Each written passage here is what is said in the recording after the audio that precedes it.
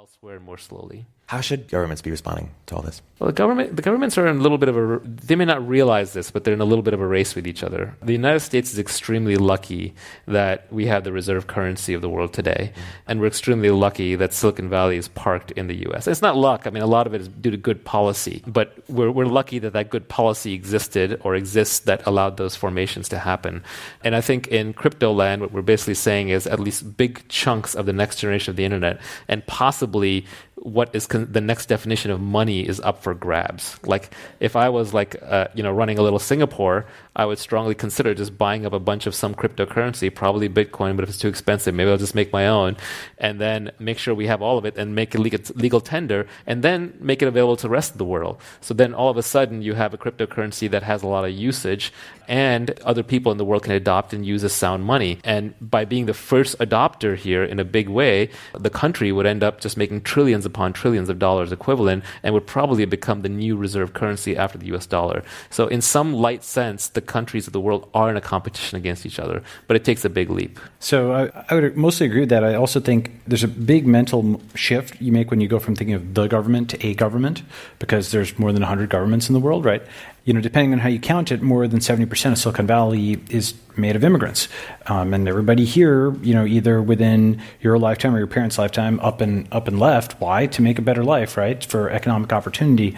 And if that economic opportunity is not in the U.S. because it's not keeping pace with the blockchain, well, it's easier to move nowadays. Now you've got mobile, you've got social, you've got all this stuff. You can get on an Uber, get to a flight right away. So, the other aspect of it is you don't need huge amounts of natural resources. You don't need like a mine of uranium or something like that to build a blockchain community. You just need internet connection. Yeah, an internet connection and a good regulatory environment, right? Maybe a nice beach. That's right. So maybe a nice beach. That helps, right? But actually, the blockchain companies are the most distributed companies in the world Right. because we invest in them all day long. We see them all day long.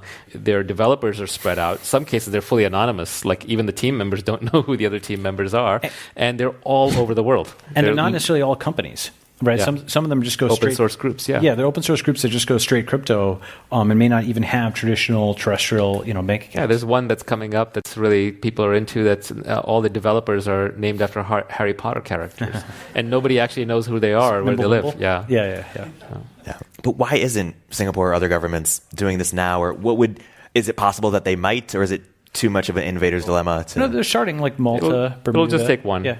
It'll just take one. Yeah, forward-looking one. Someone has to be both desperate enough and smart enough. Yeah. Like Venezuela is desperate, but the thugs are still in charge, right? So it kind of just has to come together in the right way. You could see, for example, a post-communist Venezuela that sort of recovers. When people are getting together, they're going to have a choice of what do we do with our currency, and nobody will ever trust a bolivar ever again, hopefully.